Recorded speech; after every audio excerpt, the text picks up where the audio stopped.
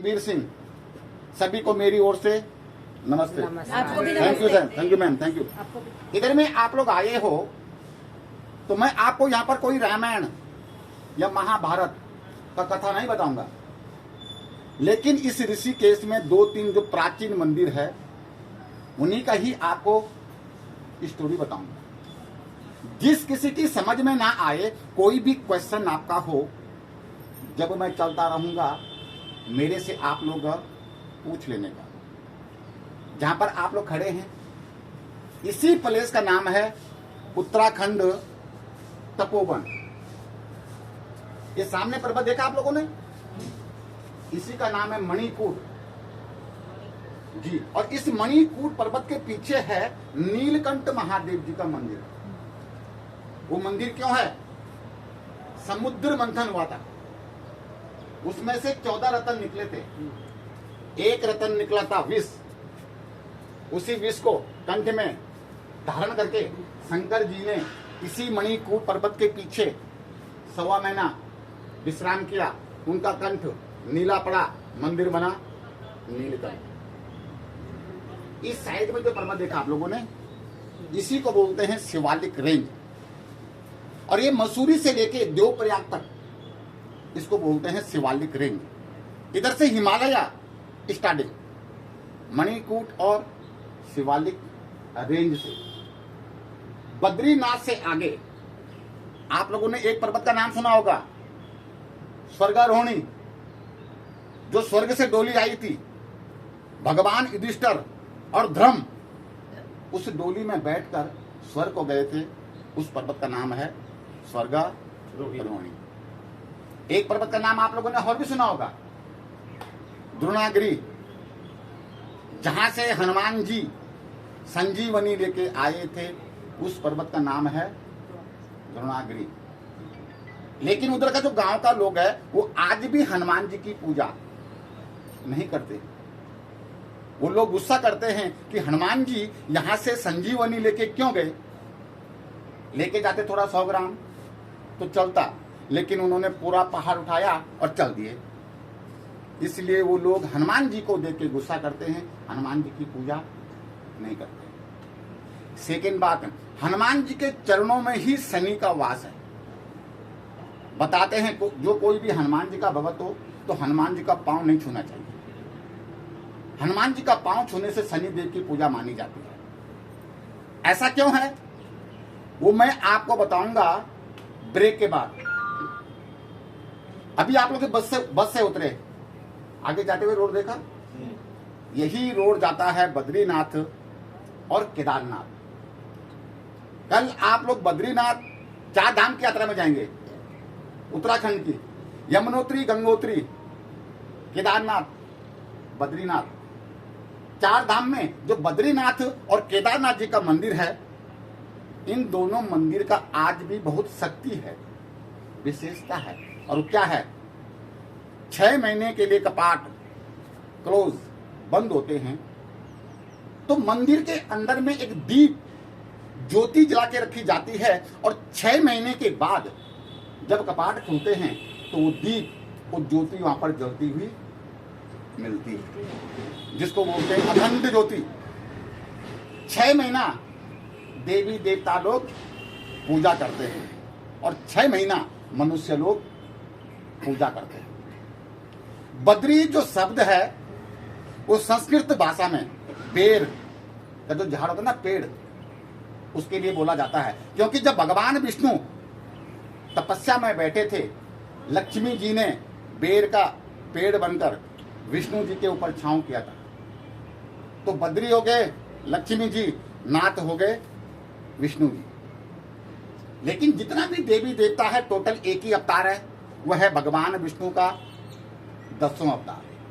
हम लोग बोलते हैं त्रेता में राम थे, द्वापर में कृष्ण थे, सारा नाम अलग अलग है, लेकिन टोटल एक ही अवतार है, वह है भगवान विष्णु का 10वां अवतार। क्योंकि एक चीज बोलते हैं, ये धरती बड़ी तो शेषनाग के ऊपर क्यों खड़ी, मंदिर बड़ा धरती के ऊपर क्यों खड़ा, शेषनाग बड़ा तो शंकर जी के गले में क्यों पड़ा, शंकर बड़ा हिमालय में क्यों खड़ा, हिमालय बड़ा हनुमान लेके क्यों उड़ा। हनुमान बड़ा राम के चरणों में क्यों पड़ा? बोले राम बड़ा तो सीता की खोज में क्यों पड़ा? एक बार ये चीज वापस बोलनी पड़ेगी। और बाकी तो मन ही मंदिर, जो मैं आपको बता रहा हूं सब लोग समझ रहे ना। ऐसा ना हो जैसे अमरनाथ में हुआ। क्या हुआ? शंकर जी पार्वती जी को कहानी बताने लगे और पार्वती जी को नींद आ गया। उधर में एक कबूतर का जोड़ा था। उस कबूतर के जोड़े ने भगवान शंकर का पूरा कहानी सुना। वो कबूतर का जोड़ा आज भी अजर और उधर ही है। अमर है, अमरनाथ में। इंसान को स्वस्थ रहने के लिए हमेशा हंसना चाहिए। मौसमी का जूस पी लो, अनार का जूस पी लो, जितना मर्जी फ्रूट ले लो, कभी कुछ होने वाला नहीं। दिन भर में 10-20 बार हंस लो तो 100 ग्राम ब्लड अपने आप बढ़ेगा और पड़ोसी परेशान रहेगा। ये खुश क्यों है? इसके पास ज्यादा है। इसलिए इंसान को हमेशा हंसना चाहिए। इधर आप लोग आए हो, यहां पर क्या है? Tourist place. घर घर में क्या मिलेगा आपको? मंदिर। घर घर का यदि आपको मंदिर देखना है, अगली बार ऋषिकेश आपको 2 महीने के लिए आना होगा, वो भी नहीं देख पाओगे। तीसरी बात, आप सब लोग इधर में आए हो तो लक्ष्मण झूला क्यों बोलते हैं? जब त्रेता युग के अंदर में राम और रावण का युद्ध हुआ, राम ने रावण को मारा, लक्ष्मण ने मारा मेघनाद, इंद्रजीत। रावण वंश समाप्त करने के बाद दोनों भाई अयोध्या वापस जाते हैं। उधर में उनके कुल गुरु होते हैं वशिष्ठ मुनि, जो उनको बताते हैं आपने एक राक्षस को मारा, बहुत अच्छा काम किया, लेकिन जो रावण था वो जाति से ब्राह्मण, कर्मों से राक्षस। हिंदू धर्म के अंदर में गाय का हत्या और ब्राह्मण का हत्या एक माना जाता है, तो उनके ऊपर ब्रह्म हत्या का दोष पाप लगता है। उनके गुरु वशिष्ठ उनको बताते हैं पहले आप लोग अपने पापों का प्रायश्चित करो, उसके बाद राजा बनो। तो बताते हैं इसी देवभूमि में राम और लक्ष्मण तपस्या करने के लिए आए। त्रेता युग आगे पहुंचे गंगा जी के किनारे। भगवान राम ने लक्ष्मण की शक्ति के लिए बोला, भैया लक्ष्मण मेरे को गंगा जी को पार करने का कैसे करके जाऊं? तो बताते हैं भगवान राम को गंगा पार करने के लिए लक्ष्मण जी ने गंगा के ऊपर बाणों का पुल बनाया। उस बाणों के पुल से भगवान राम गंगा को पार करते हैं और लक्ष्मण जी को आशीर्वाद देते हैं, जब तक ये संसार रहेगा आपका नाम इधर में लक्ष्मण झूला से प्रसिद्ध रहेगा। इसीलिए जो भी लोग टूरिस्ट लोग आते हैं लक्ष्मण झूला बोलते हैं। इसी जगह से भगवान राम तपस्या करने के लिए गए देवप्रयाग। 4 धाम की यात्रा करने के बाद आप लोग इसी रोड से वापस आएंगे। 70 किलोमीटर आगे पड़ेगा आपको देवप्रयाग, जहां पर 2 नदियों का संगम, अलकनंदा और भागीरथी। अलकनंदा आती है बद्रीनाथ से और भागीरथी आती है गौमुख गंगोत्री से। इन दोनों नदियों का संगम देवप्रयाग, देवप्रयाग से आगे ऋषिकेश हरिद्वार में देखेंगे नदी, इसी नदी का नाम है गंगा। सबसे पहले हम लोग दर्शन करेंगे गंगा माता मकरवाहिनी। गंगा जी को मकरवाहिनी क्यों बोलते हैं? गंगा जी का जो वाहन होता है वो मगरमच्छ होता है। जैसे गणेश जी का चूहा, शंकर जी का नंदी, तो ये मंदिर है गंगा माता। दूसरा मंदिर आएगा राधा कृष्ण मंदिर। एक परिक्रमा हम लोग भगवान राधा और कृष्ण जी का करेंगे। तीसरा ऋषिकेश का मेन मंदिर, लक्ष्मण जी की अकेली मूर्ति सिंगल। आप सब लोगों ने इंडिया के अंदर में देखो राम और लक्ष्मण सीता हनुमान, लेकिन यहाँ पर अकेली मूर्ति है जहां पर उन्होंने तपस्या किया था त्रेता युग। इसीलिए इस प्लेस का नाम है तपोवन।